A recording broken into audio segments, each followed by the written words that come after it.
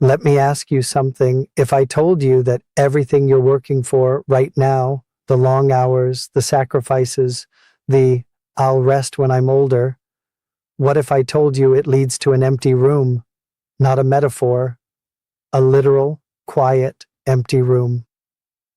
That's where I found myself at 65, sitting in a house I owned, a house I worked 30 years to pay off, leather couch, big TV, everything I thought I wanted, and the silence was so loud it scared me. My wife had left 9 years earlier. My son lived across the country and called maybe twice a year. My daughter, we hadn't spoken in 3 years over something I can barely even remember now. I had money in the bank. I had nothing else. And I want to look you in the eye right now, through this camera, and tell you, please don't do what I did. I'm 68 years old, and it took me losing almost everything to finally understand what actually mattered.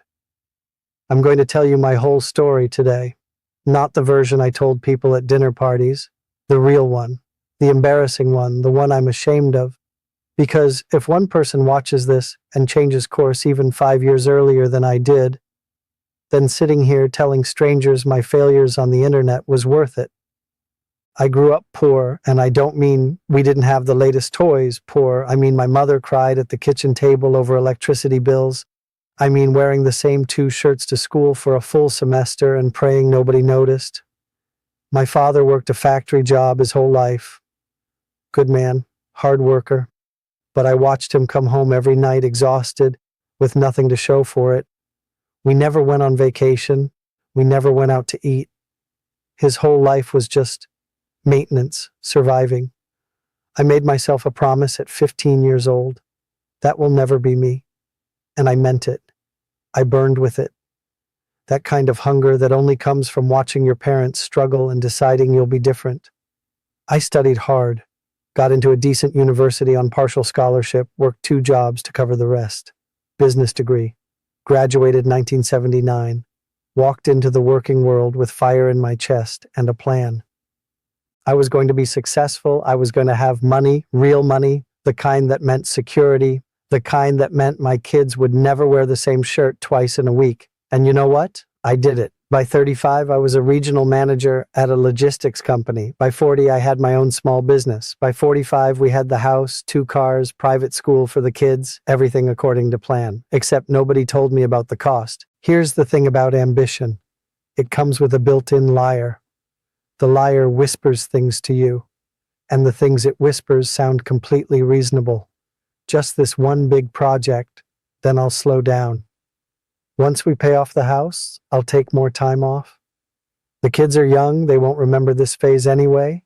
My wife understands, she knows why I'm doing this. She's proud of me.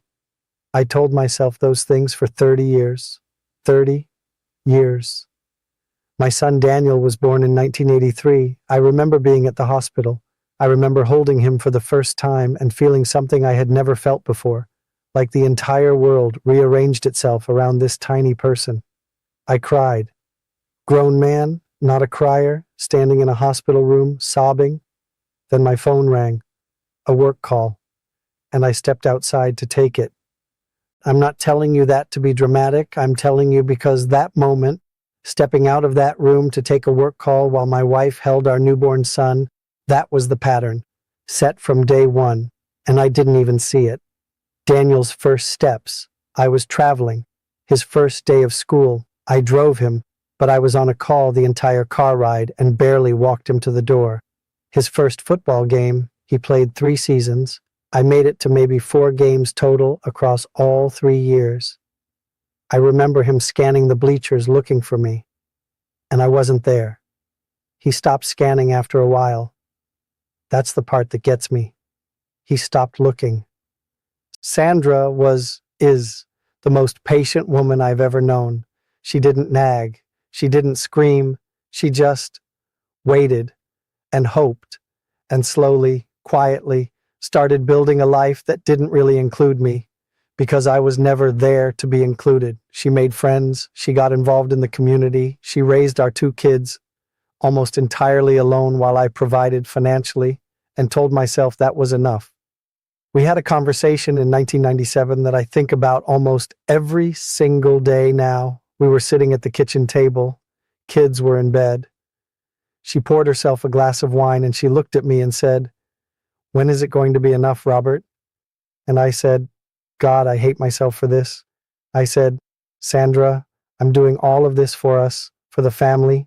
You don't understand the pressure I'm under." She nodded slowly, like she had heard it before, because she had, many times. She said, "I just miss you. The kids miss you. We don't need more money. We need you." I told her she was being emotional, that she didn't understand business, that I was building something. She went to bed. I stayed up and answered emails. That happened. Some version of that, dozens of times. Hundreds maybe. And every time I chose the emails, the meetings, the deals, the next thing. In 2004, Sandra sat me down and told me she wanted a divorce. I was blindsided, genuinely, which tells you everything about how absent I was, even when I was physically present. She said she had been unhappy for over a decade. She said she had tried to tell me she wasn't angry. That was the worst part. She was just tired and done. I begged her to stay. For about 2 weeks, I was the husband I should have been for 20 years. I was present, attentive, asking questions, listening, but she had already made her decision. And honestly, looking back, I don't blame her. I would have left me too. We divorced in 2005. After Sandra left, I did what a lot of men like me do. I worked more. If I was in the office, I wasn't sitting in the house thinking about how quiet it was. If I was closing a deal, I wasn't thinking about my daughter's voice on the phone getting shorter and more formal every year. If I was exhausted enough, I could fall asleep without lying awake, feeling the weight of everything I had let slip through my hands. Work had always been my identity. Without the family as even a distant backdrop, it became everything. My daughter Emma was 19 when Sandra and I divorced. She handled it by being angry at me. Rightfully so. She'd watched her mother be lonely for years. She said things to me during that period that I deserved to hear but wasn't ready to receive. Instead of listening, I got defensive. We had a blowout fight in 2006 over something stupid, money, I think, something about her university tuition, and a misunderstanding. But it wasn't really about money. It was about 20 years of a father who was physically present, but emotionally completely absent. She stopped calling after that. 3 years of silence. My son Daniel was more forgiving, but he had moved to Vancouver by then. New life, new friends, a girlfriend who became his wife. He would call on birthdays and Christmas, polite calls, surface calls, the kind you make out of obligation, not connection. He didn't really know me, and I didn't really know him. How do you build a relationship with your adult son when you missed the entire construction of who he became? I didn't know, so mostly I didn't try hard enough, and the distance stayed. In 2019, I had a minor heart attack. It wasn't dramatic. I didn't collapse in the street. I was at my desk. Of course I was at my desk, and I felt a tightness in my chest that wouldn't go away. Drove myself to the hospital. Doctor told me I was lucky it was minor, told me I needed to change my lifestyle, stress, diet, exercise. I spent 2 nights in the hospital. My son flew in from Vancouver. First time I'd seen him in almost 2 years. He sat in that hospital chair next to my bed, and he looked older than I expected. He was 36, a grown man, and I kept looking at him thinking, I don't know this person, and he doesn't know me. And we ran out of time to fix that without even realizing we were running out. He held my hand. I started crying, not from the heart attack, from everything else. He didn't say anything. He just sat there, and somehow that was worse and better at the same time. Emma called. We hadn't spoken in 3 years, just a short call. She said she heard I was in the hospital, and she wanted to make sure I was okay. Her voice was careful, cautious, like she didn't know what version of me she'd get. When I hung up, I just sat in that hospital bed and I finally, fully, completely faced the truth I had been running from for decades. I had chased the wrong things, not slightly wrong, catastrophically wrong. I thought success meant money and status and achievement. I thought providing financially was the same as being present. I thought my family would always be there, patient and waiting, and I could turn my attention to them once I'd built enough. But people are not patient forever, and enough never comes when that's the goal, and time does not wait. I want to be honest with you here because I've watched videos where people do this kind of confession and then wrap it up with a neat redemption bow. And then I changed, and now everything is wonderful. That's not my story. Rebuilding relationships you spent 30 years neglecting is not like repainting a room. It's like trying to grow a garden in concrete. You can do it, but it is slow and painful, and you have to earn every inch. After the hospital, I called Emma. Real calls, not birthday calls. Calls where I said I wanted to understand what those years had been like for her, where I asked questions and actually listened to the answers even when the answers made me feel sick about myself. It took about 8 months of those calls before she agreed to meet me for lunch. We sat across from each other in a restaurant, and she was so guarded. Arms crossed, short answers, testing me to see if this was real or another performance. I told her she was right to test me. I told her I had spent decades not showing up and she had no reason to trust that I'd changed. Something shifted a little in her face when I said that. We talked for 3 hours. I won't tell you we're best friends now, but we talk every week. Real conversations. I know the name of her boss and her best friend and the restaurant she loves. She knows I'm trying. We're building something small and fragile, and I protect it carefully. With Daniel, it's different. He's more forgiving by nature.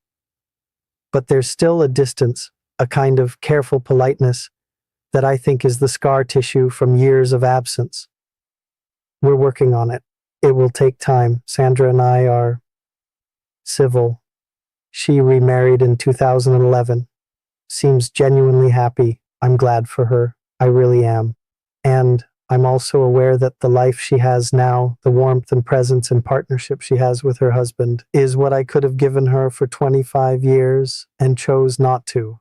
That one I'm still making peace with. Let me tell you what I've learned. Not advice from a book, from living it the hard way. First, your children are watching you, not listening to you. They are learning what love looks like from how you treat their mother. They are learning what they deserve from how much time you give them. They are learning what matters in life from what you prioritize. Every day you choose work over presence, you're teaching them something. Make sure you're teaching what you intend to teach. Second, financial security matters, but it's a floor, not a ceiling. Yes, provide for your family. Yes, be responsible. But once the basic security is there, every additional hour you trade for more money is an hour you're taking from something that cannot be replaced. Money can be made again. A childhood cannot. A marriage cannot. The years when your kids still want to sit next to you and tell you about their day, those years have an expiration date and you won't see it coming until it's past. Third, presence is not the same as being in the house. I was home many evenings. I was also completely mentally elsewhere, checking my phone, thinking about tomorrow's meeting, distracted by whatever problem I was carrying from work. My family could feel my absence even when I was physically sitting across from them at dinner. Real presence means putting down the phone, making eye contact, asking a question and actually caring about the answer. Fourth, the relationships in your life need deposits, not just withdrawals. I was always withdrawing from my family, their patience, their flexibility, their understanding. I rarely deposited. I rarely showed up fully, gave my time freely, made them feel like they were the priority, and accounts that only get withdrawn from eventually hit zero. Don't wait until the account is empty to start making deposits. Fifth, regret is heavy. You don't want to carry it.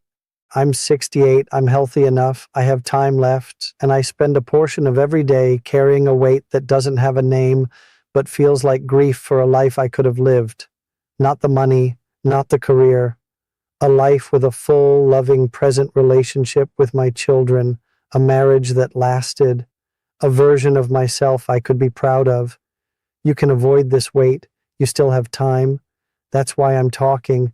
I almost didn't make this video. I sat down to record it 3 times and stopped because I was embarrassed. Because admitting all of this publicly means admitting I failed at the most important things. And I spent 30 years being a man who didn't fail, who was successful, who had it together. But I'm 68 now and I'm done performing. The most successful thing I have done in the last 5 years is call my daughter every week. Is fly to Vancouver and spend 4 days actually present with my son and his kids, my grandchildren who are still young enough that maybe they'll know me as something other than a stranger. That's success. I understand that now. If you're in your 30s or 40s watching this, you still have everything. All of it. Please don't spend it the way I spent mine. Please don't tell yourself the story I told myself about later, about when things slow down, about how they'll understand when they're older. Later doesn't always come, and they don't always understand. Put down the phone tonight, sit with your people, ask them how they're really doing. That's it. That's the whole lesson. 30 years, and it comes down to that. I'm Robert, I'm 68, and I'm still learning. Please don't waste yours.